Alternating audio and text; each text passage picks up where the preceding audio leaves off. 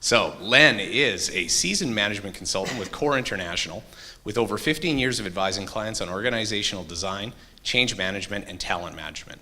He was Senior Director of Business Change with Loblaw Companies from 2008 to 2011, responsible for change management with large-scale implementations in the retail operations area, and has spent over a decade prior to that with a large global consulting firm. He has a BA from the University of Western Ontario and an MBA from the Richard Ivey School of Business. Len has been a certified management consultant since 2001 and has obtained the designation of Master of Human Capital Strategy from the Human Capital Institute in 2011. Len actively volunteers for fundraising and parent supports at his son's schools, Foothills Academy and Altador School, as well as the broader Calgary community in various ways. Sounds good. And with that, let's start off with the formal agenda today. And Len, if we can have you start, we'll get going from there. Cool, fantastic, thank you. So good morning. I'm Len. It's great to be here. It's great to hang out with you guys for the morning. And in a way, we have a very flexible agenda between Peggy and I, right? So I'm kind of the opening act. I'll try to be as entertaining as I can to get you ready for the real show. Yeah. Don't build me up, it makes it harder.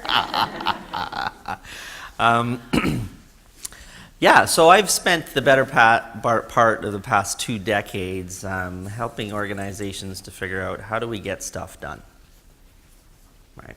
And that's really what it is. So just in the business of taking these things that have more than 3 syllables like organization, communication, change management, and turning them into things that have less than 3 syllables like stuff we get done, how to make things happen, and why it's hard, right? So that's kind of the things we'll be talking about. And I guess that's why I got asked to do this, because I can actually spell organization design and then translate it into some practical, simple things. And I'd encourage you too, that as I'm speaking, please interrupt.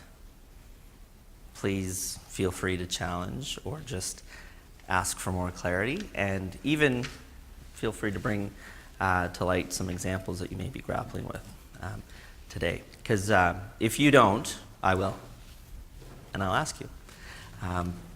So let's get into it. What is this thing? How do I flip? How do I move things ahead? Will this help me work? So let's talk about organizational structure. And it's a really strange and really wonderful topic to start off with, because it in fact sounds like the most boring thing to be talking about, which would get you all really excited about this thing. I mean, just the name of it is really quite boring, right? Organizational structure. Who cares? It's just a bunch of lines and boxes. Right? We got it sorted. I know how to do this. It's all pretty good. And so we'll just talk about some of the realities of that and what that means and why it matters. So this is the kind of thing that organizational structure actually matters. So see this truck? This is a very well-designed truck, right?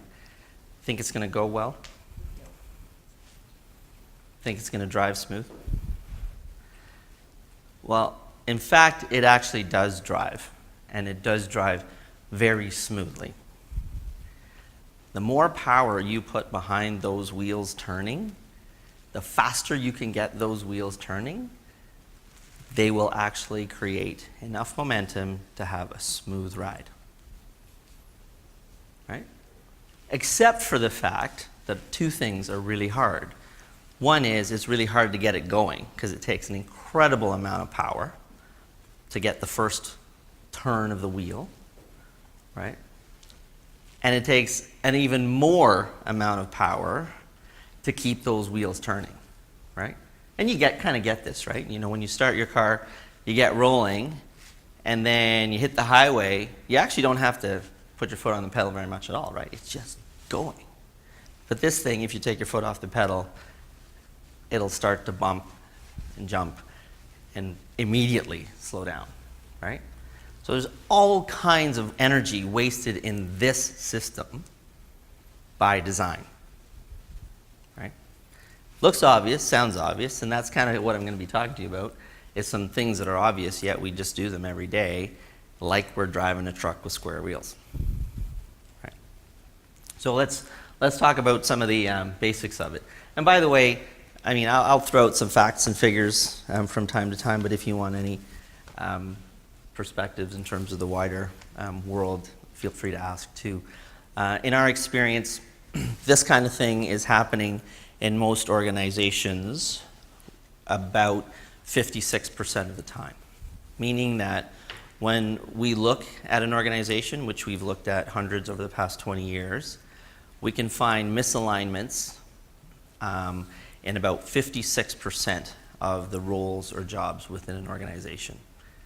What that translates to is about the fact that if you are set up to achieve a goal or an outcome, you have a less than 50-50 shot of achieving it by design, no matter how hard you work. Right? And I'll show you some more of that, and we'll talk more about that, how that actually comes to be. Because this is very different thinking that we use than most org design, so I'm going to try to keep it straightforward on the basics, but there's some science that we can bring to this art as well. Back to science? Yeah, here we go. So here's what we're going to talk about. What is it in the first place? How do I know if it's good or bad? So what does good look like? Right? Do I need to change it? Do I really need to change it? Do I need this stuff? And what does it look like? How do I change it? How do I make change happen with organizational structure? And how do I know it's working? How do I measure success? So those are the questions I've put out, but I'm hoping that you can also ask some questions along the way. We can get some insight from all of you guys. And it's great. Thank you for sharing all your different perspectives and where you come from, too. That's going to help this conversation. So the simple basics, right? Hierarchy. Organizational structure is really how you put together your hierarchy, right? It's a system of hierarchy, right? So no gasps, no statements of shock. Glenn, what the hell? Aren't you from, that's like from the 50s. We were talking about hierarchy in the 50s. We're now like, we're living in the modern era, aren't we? Aren't we past hierarchy, right? And the modern press would have you believe that we are, but the reality in all organizations is that organizational structure is how you get work done through others. Which means there is work that I'm accountable for, and then work that I delegate to someone else to be accountable for to get done on my behalf. That is the simple condition of hierarchy. A hierarchy of accountability, not necessarily a structural accountability, which is often confused with bureaucracy, right? Oh, wow. Hierarchies are slow, there's too much paperwork, there's all kinds of process you have to go through.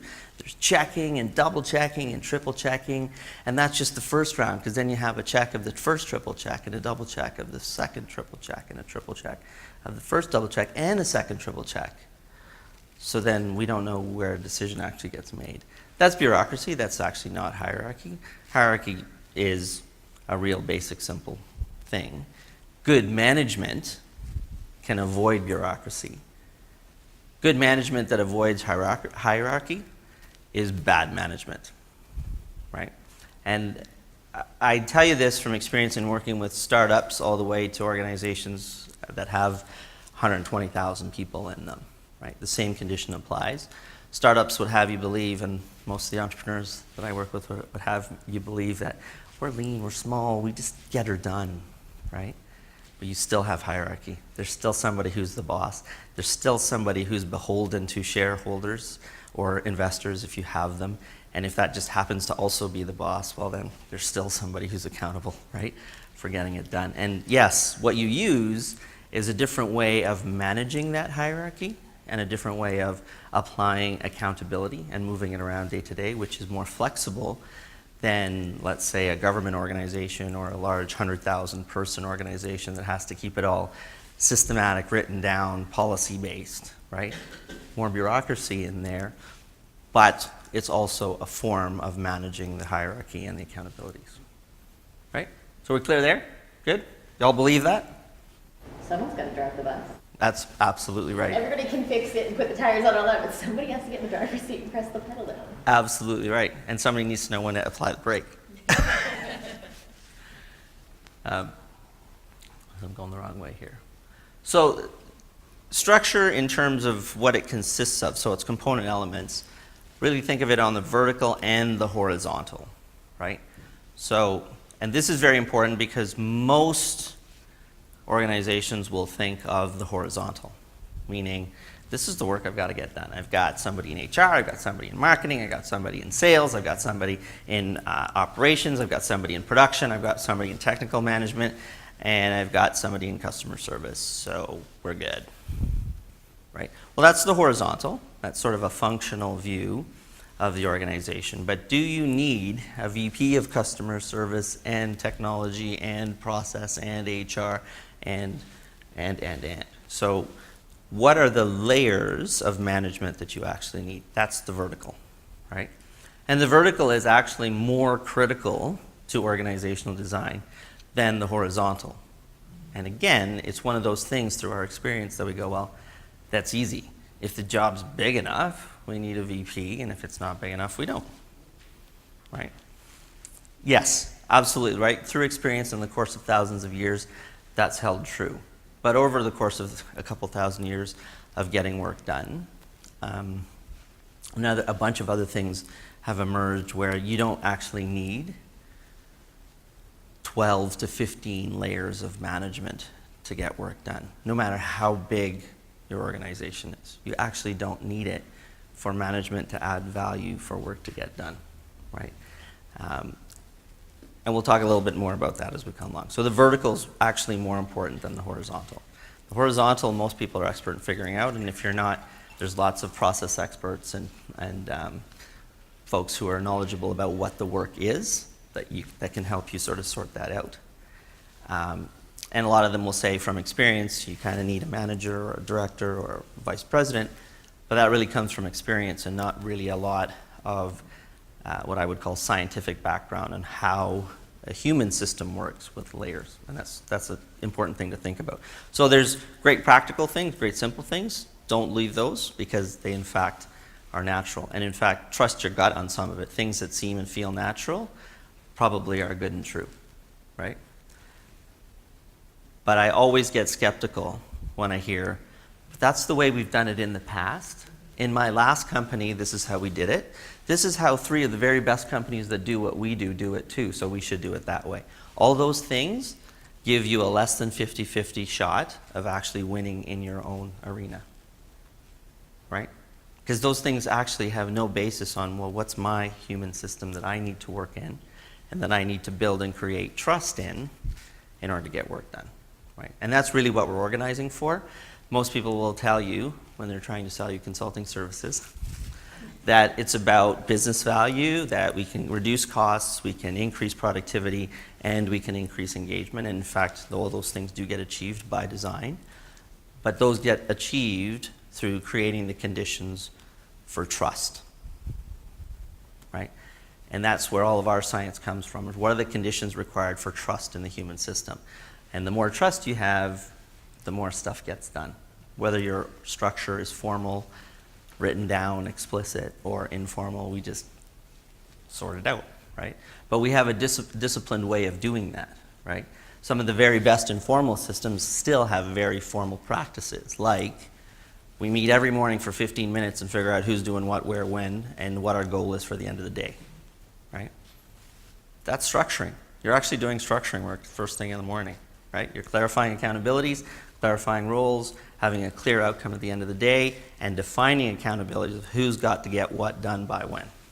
We use Agile at 8 or 5 every morning. Absolutely. Everybody does a 5-minute stand-up. Yeah, fantastic. So great. So Agile methodology is a great example of that, right? You have not actually thrown hierarchy out the window. You just manage it more flexibly every day, in fact, right?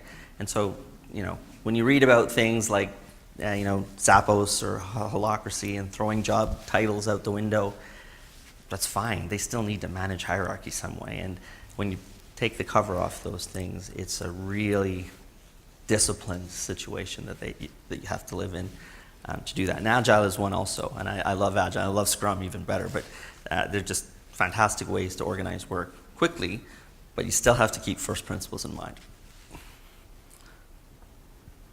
Oh, I keep going the wrong way. Right. So, we kind of know what it is. We kind of know why it might matter to some. Why should it matter to you specifically? Right? So, who here thinks that their organizational design, their organizational structure is working really well? Okay, I won't even bias it. Who thinks it's working pretty good? Awesome, fantastic. Can you tell us why? Like a small team, 10 people. Yeah. Their job description, and it's a phenomenal operations manager who connects with people and who organizes the whole team, and so we works well. We achieve our outcomes. If things don't work well, we address it right away and Cool. So you're small. You've got clear roles and accountabilities established, and you have a role that is actually accountable for making sure that that stays on track. Yeah, fantastic. Others? Ditto. Yeah. Yeah. Cool. You're gonna. Yeah, I would say ditto to Pamela. And then we also have great people like Sunil who make different wheels of our organization to try and keep people accountable and delegating the line work. So. Great. So this table's got it sorted. They get the sort of buy. They're just waiting for Peggy now to get to the good stuff. So why not on the rest of the room? What's happening? Enough said. She said we're government. Yes, that can be true in a lot of government, and the opposite can be very true as well. So I work with a number of government agencies, and we have worked with departments, and it's fraught with all kinds of change and power struggles that make trust really hard to build. But when you can do it right, those departments can work phenomenally well. And the challenge is there are what we call islands of excellence in a sea of mediocrity, right? Yeah, for sure. And we can talk more about that. But other examples or things you're willing to share about what might not be working so well? I think for us, it's a case of everybody has so many different responsibilities. Yeah. And some of them have really strong points in it, some of them have weak points in it, and they all fall into the same banner. And so some areas get a lot more attention than others, and there's deficiencies in that. Okay. So I've heard about strengths and weaknesses, matching those to actual, maybe your capabilities, and a whole bunch of responsibilities that go with that. Okay? Fantastic. Fantastic. Yeah, and I would say that just in the wording you're using, there needs to be some clarity, right? What is the difference between responsibility and accountability? We can talk about that. I was just going to say, as we grew, we really quickly changed our organizational structure and added team lead positions in. We've now taken those out again. Yeah. And so we're on a more level, we've streamlined it. Right. It makes more sense now. Right. Okay. Cool. So now you don't have to, do the truth or dare.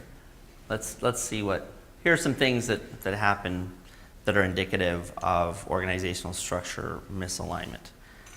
I hesitate to call it poor structure because rich or poor, good or bad, is really a function of what management needs to get done in any organization. So it doesn't matter if it's good or bad. Are you facing issues like these? Okay. So anybody facing anything on that page?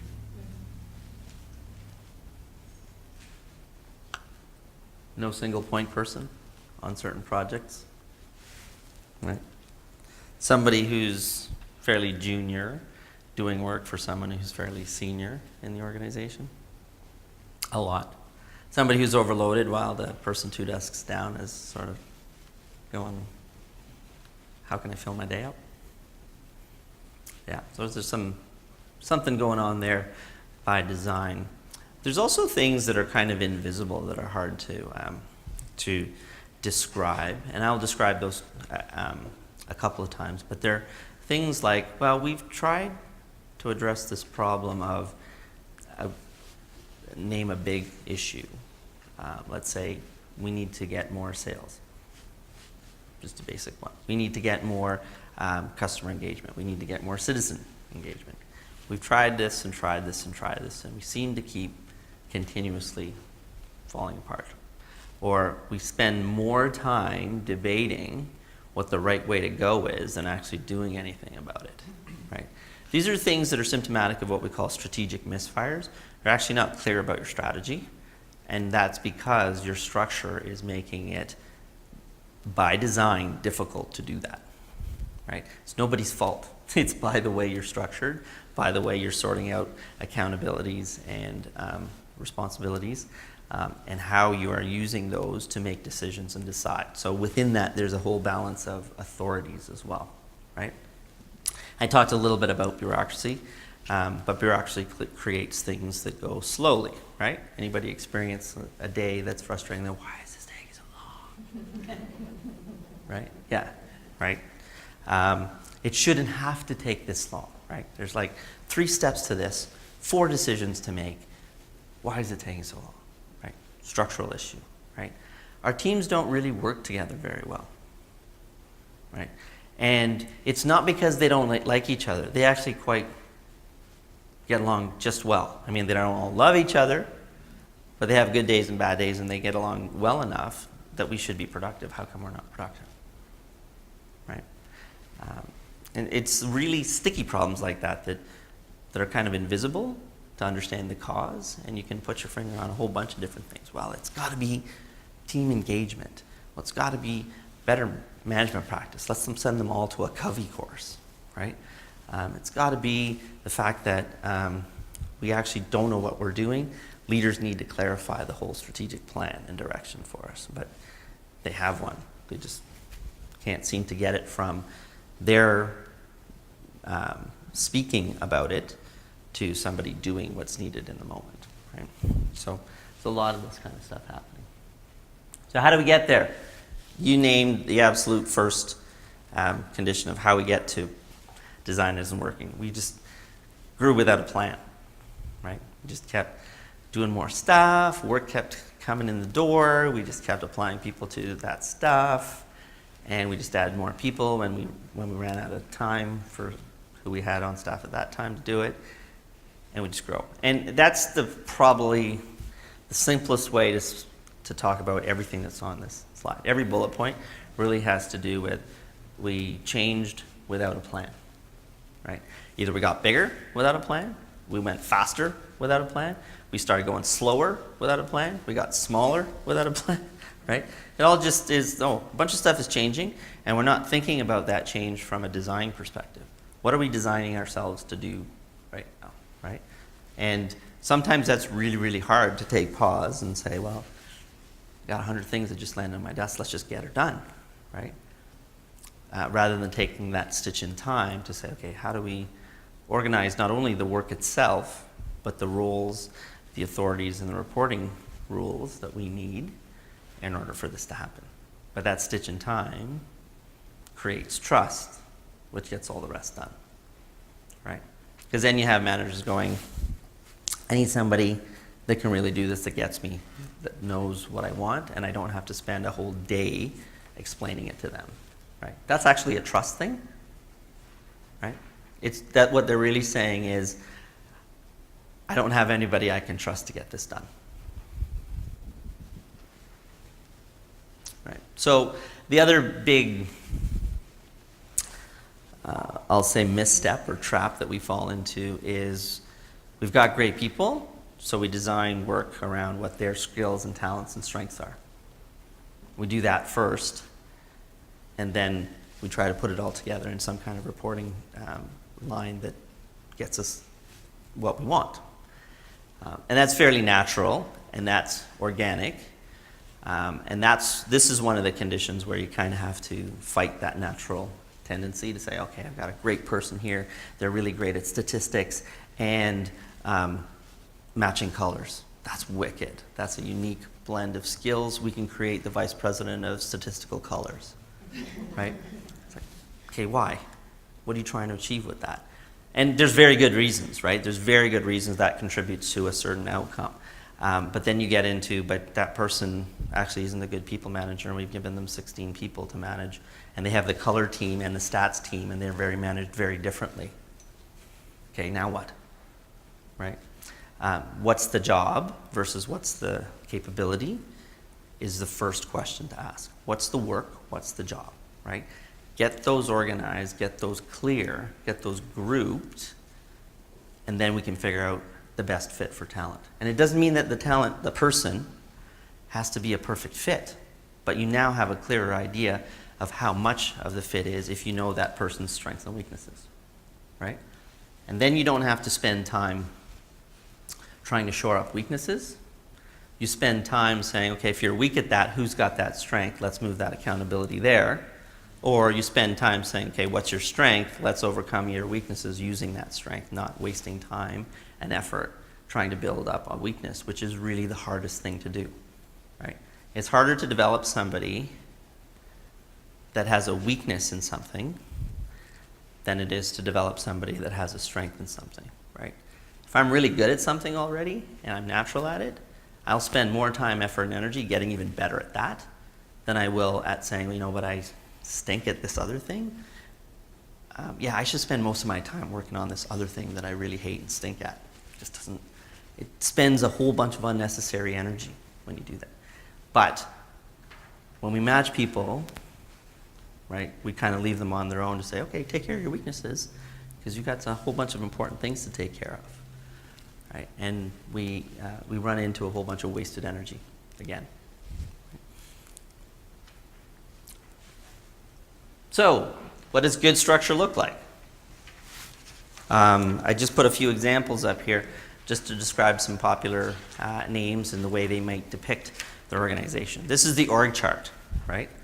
The org chart is an excellent tool. And that's a loaded statement because all it is a tool, right? It is not, hey Len, come and help me figure out the boxes and lines and then we'll have our structure sorted, right? That's an output of a conversation about what's the work, how do we group that work into accountabilities and then roles, and how do those roles report to each other? And we can't keep it all in our head, so we'll draw it. So the output is an org chart, but all that other stuff is really the most important stuff, right? The conversation is the important thing, and the outcome of the conversation is recorded in your org chart. So we've got like Google, who talks to everybody, and everybody reports to everybody, right? We've got Amazon, who has a very clear, you know, traditional hierarchy almost, right? Bob's got 2 reports, and those 2 reports have 2 reports, and those 2 reports have 2 reports, and those 2 reports have 2 reports, and it's a beautiful PERT Plus commercial, right? Facebook, they don't know who they talk to, but everybody talks to everybody in some weird interconnected pattern. But some people don't talk to other people because they're not part of that part of the web or the neighborhood, right? Sure, some stuff's going on there. Apple, Oracle, I like the Microsoft one, right? You have divisions of hierarchical structures that all hate each other and are trying to kill each other.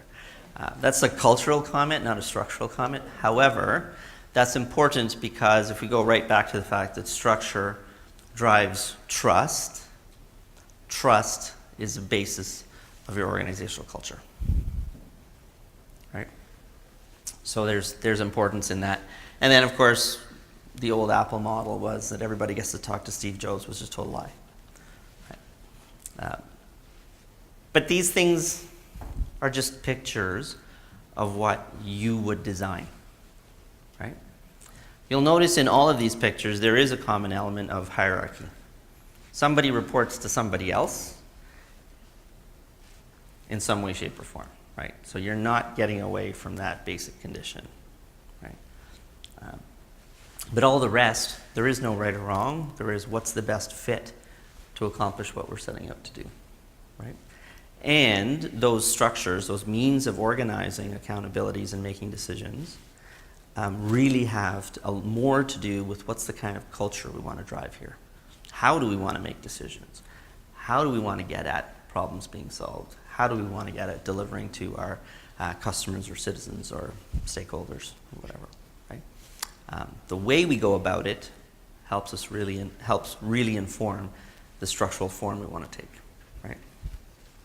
But in its very simplest form, I would say if you're pressed for anything, just stick with the basic hierarchy, right? The rest will sort it out. Hierarchy does not mean that VPs can't talk to frontline folks. It does not mean if you're the VP of customers that you can't talk to the VP of technology and back office, right? That's not what that does. What it does says this is what you're accountable for, and this is what your boss is going to apply a consequence to, whether you do it well or not, right? And that's the difference between responsibility and accountability. Responsibility is what we think we should do. Accountability is what our boss thinks we should do, right? Meaning that there's a consequence. And a consequence doesn't mean a bad thing. It just means that there is an outcome of an action and a result. There's always an outcome, right? So when I was at IBM, for example, and we weren't meeting our sales targets, we got lots of help from head office. That was a consequence of not meeting that goal. But it was not seen as punishment. It was, although I say it ironically, right? It's not seen as punishment. It was like, oh, you guys need a little help to get get that target achieved. We'll give you more support. We'll find some ways to assist, right? That's a consequence, right? But then you keep doing that enough times and somebody's going to get fired, right? That's also a consequence. But there's always a consequence, which is what creates accountability. The rest is just a nice warm chat. Yeah, it'd be good if we did that. It'd be good if somebody did that. I really want to do that because it's the right thing to do. Well, absolutely. Go after it. But who's holding you to account and what are the consequences, right? And we see this all the time. We saw it with a strategic team yesterday going, we have this as strategy. I'm like, oh, great. When's it due? Don't know, but it's forming. And what are you going to achieve with this? Well, we've got some pretty clear outcomes that we want to achieve. And okay, so you don't know by when, and you don't exactly know how, but you know what you need to achieve, right? And how long have you been working on this? Well, for about 2 years. And you have a quarterly checkpoint every 3 months? Right, yeah. And what happens when you check in at those quarterly checkpoints? Well, we just think of the next step. So nobody's actually being held to account for that happening. It's just happening. So is there any value in that work at all? Are you actually achieving something? And do you know what good looks like? It's just a strange conversation you have, right? Well, we have to do this. It's the right thing to do. Absolutely, but it's not being held to account, so you'll never get the speed of result that you're looking for, right? Forms of structure. So this is what I say is that, you may go through this in your learning at some point, that there's different ways of classifying these different ways of putting reporting relationships together. The basic is, your line reporting structure, or functionally, by type of work, right? But then you could also do it geographically by where the work is. And you could also do it by product, by, what you're building or providing, or service that you're providing. So you can organize in very different ways, even though it's line-based or functional-based. Then you get into some other stuff where you've got sort of, these are the people that make money, and then these are the people that help everybody else make money, right? That's the difference between line and staff, right? From a commercial perspective. From a non-commercial perspective, these are the people that serve our mission and purpose, and these are the people that help us get there, right? They don't actually do that work, but they do things like the back office, the technology, the HR, whatever those supporting services would be. That's really the difference between line and staff. It's just another way of saying different functions, right? Matrix system. So who lives in a matrix right now? Fantastic. So let's not talk about it because it's a waste of time, right? Don't do it. Just don't do it. Nobody can get anything done if they report to two bosses, right? Everyone who says that they operate in a matrix and they're operating very well is that they're operating in a collection of hierarchies where they have an input boss and an accountable boss, right? And we spend a lot of time helping big organizations demystify this. Yes, you're supposed to have two bosses, but they're not really bosses. One person is accountable for your performance, and that's it. Everything else is input and decision-making structure and authority. So let's clarify that, and the matrix will be just fine, right? Team structures, we talked a little bit about, and self-organizing. So my comment on self-organizing goes back to what you might be reading in popular press today. Is that there's all these ways of throwing out job descriptions, throwing out bosses, flipping the organization on its head, having no organization at all, letting everyone just come in every morning and sort it out for themselves. That is a way of describing something happening. It is not a very good management technique, right? Self-organizing is very different than self-managing, right? People generally and teams generally don't self-manage well because somebody has to be accountable, right? So you're talking to the head of IT of a big retailer and going, we don't need this stuff because we've got self-managed teams. It's like, oh, great. That's fantastic. So yeah, they come in, they figure out what they need to do, they get their job done, they sort it out all amongst themselves, and we get stuff done. So the question was, well, so then what happens when that team doesn't get what they were supposed to get done? Do you fire the whole team? I was like, no, we can't do that. And what happens when that team's really, really successful, right? Does the whole team get promoted to manage the next set of teams, right? There's a way of getting work done, and there's a way of managing it. And let's not confuse the two, right? That's really important to understand. So this is the whole consulting thing. How do we make this kind of change happen? And it really is just a series of steps that are more like this, right? The number one step is know what you want to achieve. Right? You can boil all this down to, okay, what do we need to get done? Right? Once you know that, then you can sort of think about, okay, well, how should we best get that done? And what are the things that we have to use as constraints or that we just can't violate, whether those be principles or a budget, right? So I don't want to have to add more people to my organization. I just want to get more done. Okay, fine. I actually want to add more people to the organization, but I don't want to add too many and I don't want to add too little. I don't want to make sure that we get a certain amount of the right kinds of people doing the right kinds of work, right? These are conditions for success. These are also principles for managing your work. And you've got to really state out those principles and criteria at the beginning, because those will help you make a decision. They will also clarify a whole bunch of things about your culture that may or may not have been known to you. When you think about how are we going to get this work organized, well, what are the principles we live by that we shouldn't violate, right? What are the things we absolutely have to pay attention to when we're making sure that our team gets put together effectively, right? And you'll find out these things. And these things then become very specific ways of evaluating all those different options I showed you earlier. We could do it this way, or we could do it this way, or we could do it this way, or we could do it this way. How do you decide? Well, you run it through your decision criteria or your success criteria and say, well, which one meets most of this criteria the most? Right? And then if you have a tie, right, figure out how you're going to break the tie.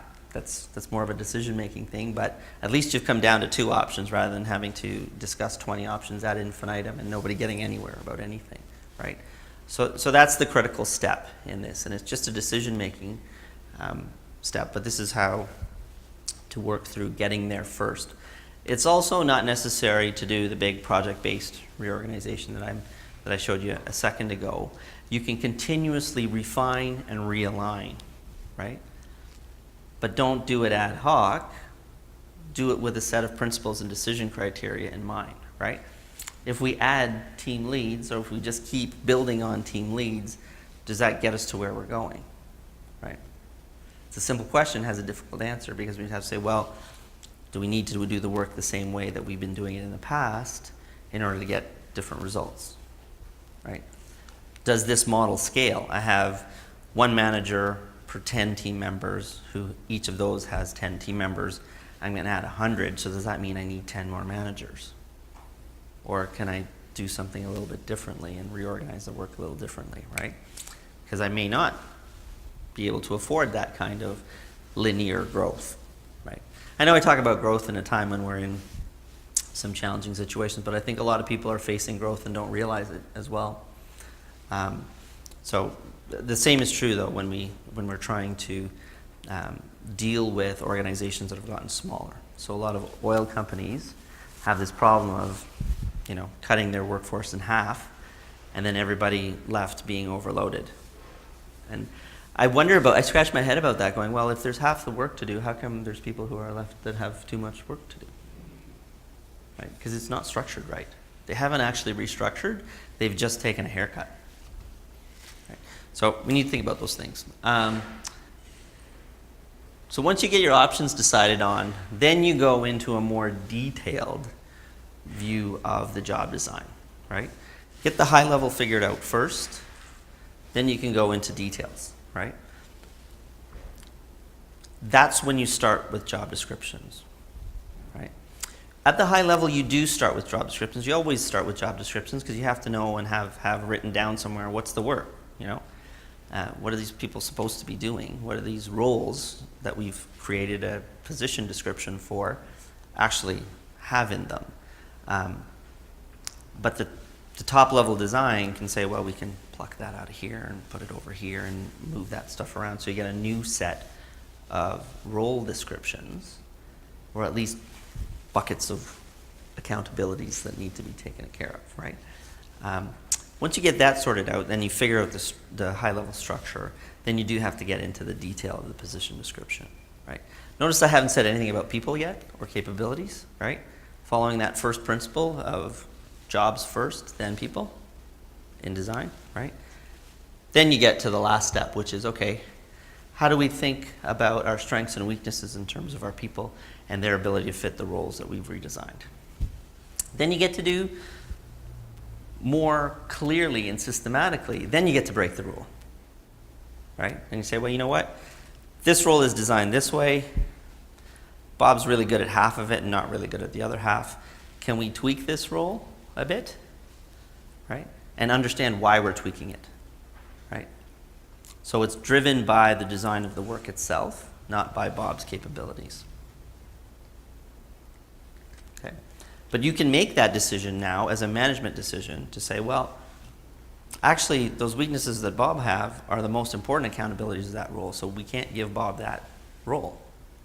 Either we need to cut that role up differently so Bob can have something that's meaningful that he's strong at, or we need to get someone else, right? And find a different role for Bob, right?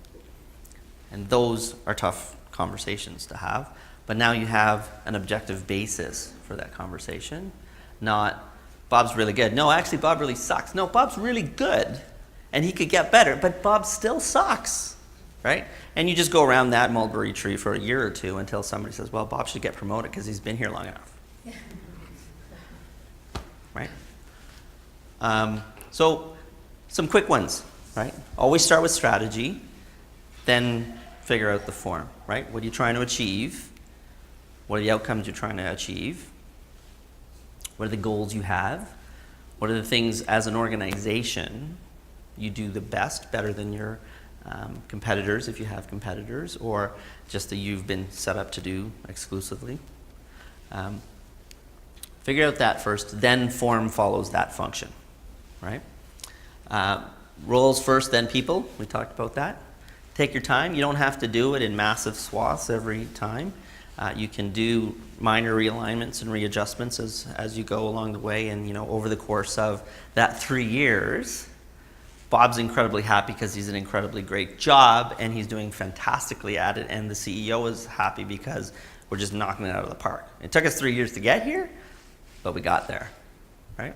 Having that patience is really important too, if you have a long game to play, right? If you have a fire to put out, right? Oh, 6 key people just left this week.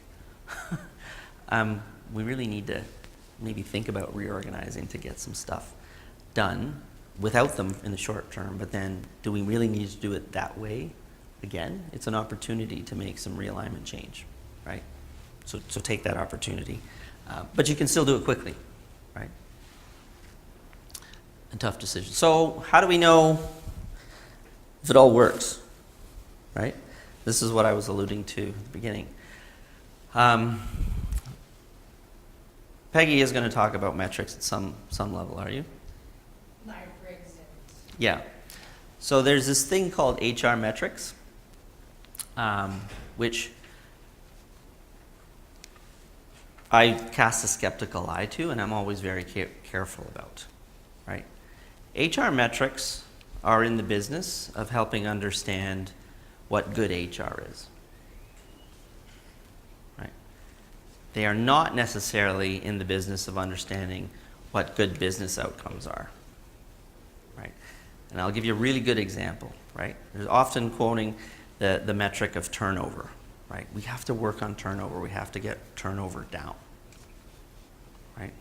We need to do that. And then you ask, well, okay, that's an interesting HR metric. What does that mean to the business? So what? What does that mean to my team? What does that mean to my group? So what? Like, well, if more people are sticking around, they must be more engaged, and therefore they must be more productive. I'm like, well, but my turnover's been going up and down over the past 6 years, and my sales have been going up every year. So what's the problem? Right? It doesn't matter to the business if it's turnover or not, because it doesn't connect to an actual business metric, right? When you flip it around and say, well, you know, we lose 60 people a year, and every person that walks out the door within a year of being hiring costs us $2,000. So 60 times 2,000, right? That's a $120,000 annual problem we've got to solve. Oh, that's $120,000 of profit I could really use this year. How do we get that turnover number down? See, now the turnover number matters because it actually is linked to a business metric. But when you don't make that link, it doesn't matter, right? So this is why we have to really be careful between what HR metrics are saying and what they really mean to what the organization is trying to achieve, right? And I use cost, but it can also be customer service. It can be, you know, I think of it in terms of citizen service in the case of government. Whatever those metrics that you get held to account for are the only metrics that matter. Everything else should link to that, right? And I'm not saying throw your HR metrics out because they're very good metrics that help you get to connect the dot. But understand that you have to finish the puzzle. You can't just leave it at, this is what good HR means because we have low turnover. I'm like, well, actually low turnover can be bad. I don't know if that's good or bad. Is that good or bad? Right? And then, well, it's a good number. I was like, yeah, but is it good or bad? Right? Do I want that number or not want that number? And so just understanding, well, what makes something good or bad is, well, what's important to our organization, right? And if you can relate it to that, then you've got a good story. So these are the kinds of things. Strategic misfires, I talked about that a little bit, right? We've tried something, didn't quite work. We get into meetings and we spend time debating the strategy rather than debating how we execute the strategy, right? You've got some issues of accountability and design there. Innovation gap, so we want to try something new, creative, different, better, but we don't know where the ideas are coming from. We're not improving on where the ideas are coming from. We're not getting more creative problem solving to handle our need. Why is that? It's something to do with accountability and trust in the system. Reduced engagement, people just are not as happy around here as they used to be. Or they're just at a base level of happiness that we can't seem to improve, right? And again, that's another one of those numbers. Why does engagement matter? Well, is it going to give me more of what we're set up to do? If I get more engagement, then it matters. If it doesn't, well, we've had high and low and steady, and we've constantly been meeting our objectives. So does engagement really matter? Right. It sounds like a harsh way of putting it, but it's unfortunately a real world thing when you think about it in terms of managing change. Right. We've got all this change that we've got to do, and oh, now it's really hard, and we've run out of budget, so we're going to cut out the communications and the training. Right? Because for some reason, those things are not connected to the fact that those are the very things that are trying to get you the results you're trying to achieve in the first place, right? The training budget doesn't have a return on investment on it that says, well, if you cut training, you're going to get less of the outcomes that you want from this new program that you're trying to put in, right? And it happens all the time. I saw a whole bunch of heads nodding, going, yeah, that happens all the time. Slow response, bureaucratic practices, and increased expenses all interrelate, right? These just things are hard to do. Those are the square wheels on your truck. So find out what those measures are. Link what you're trying to do in terms of the change, the organizational redesign you're going to look at to those measures. Can it bring down cost? Can it increase productivity? Can it give us a higher customer satisfaction? Can it give us a greater number of contacts or a greater number of a greater level of awareness? Whatever you're looking for, whatever your objectives are, right? How does your structure enable that? And those are the numbers that matter. Now, there may be intermediate numbers, but those are the ones that really matter. So nobody interrupted me, which means now I have to pick on you. What do you think? What's going on? I saw some head nodding. I saw some people just nodding off. And then, some people are just kind of real poker face, like, no, I'm not going to tell this guy anything. Forget it. What do you think? Reactions? Thoughts? I think one of the keys is the strategic misfires. Strategic misfires is a big thing for you? Yeah, because I wrote down, he said no one wants to take responsibility. And I think that obviously jumps up to times. Yeah, okay.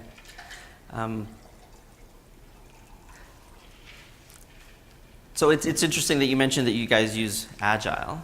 And I would say that I still work with Agile shops because they have that challenge of strategic clarity, even though they have operational clarity. So they fall into a very old trap of a whole bunch of activity without results. Like, look, we got this module done in our last sprint. It's like, yeah. And is that on the product plan? Is that really what the customer wanted this quarter? Or do they want that whenever we can get it? Right? And so there are some strategic issues around, like, why are we prioritizing the work this way? And there's a strategic reason for it, right? So is that what you're experiencing or you've seen somewhere? A lot of it is, I've got all the sprints planned out, got all the iterations planned out. Yeah. And then marketing comes up with this fantastic ideas. Yes. And my plan is screwed. Right, absolutely. Basically. Yeah. So there's an interesting decision-making gap here around, well, who has the power? Yeah. Does marketing get to change the Agile plan? Or does, right. So that's a great example of strategic misfires. We need to sort of sort that out. Yeah, absolutely. Fantastic. Thanks for sharing. I'm going to photocopy these slides and give them to my marketing guy. They come with a lot of information. He might do what I said at the beginning. It's like, yeah, I got this. Boxes and lines, we're good. Yeah. See ya. Yeah. So anytime you need a lifeline, just give me a call. Be fine. Anyone else? Thoughts? Reactions? Fast growth. Have you sorted it all out? I feel like we're on the right track now. Right on. Fantastic. So has this sort of reinforced that, yeah, we did that, we're doing that, we're getting there? Yeah. Fantastic, right? That's great to hear. Because a lot of it is not rocket science, right? It's just plain old practical management work, right? And that's the other thing I kind of help my HR buddies with is this is not the work of HR, this is actually the work of management, accountable management. HR's job, though, is to do what I'm doing, is saying, oh, hey, there's a better way to look at this. There's a different way to look at this. Apply some expertise here and some different thinking, and you'll get different results. Cool. All right. Any other questions for Len? Any other questions for Len? Well, thanks very much. So, thank you. What I have done in your little kits is I've given you 3 pages of ways to think about and analyze and assess whether design is something that you need to look at and change, right? There's one there that's a scorecard that'll just sort of give you an idea of some generalities. Then the other 2 sheets are around jam-ups and gaps. When roles are too close together or roles are too far apart in their accountabilities, you'll experience these symptoms. So you can just sort of go through those checklists and say, hey, yeah, that sounds exactly what my manager is saying. It may be something to do with the way that the work is structured, right? So this helps you link those invisible pain points or the invisible causes to those pain points to something around structure. And now you kind of have something in your toolbox to say, hey, maybe we need to look at accountabilities. Maybe we need to look at roles. Maybe we need to look at reporting relationships rather than saying, well, Bob's just tough to deal with, right? It may actually be by design, okay? Thanks again, and we're here all morning.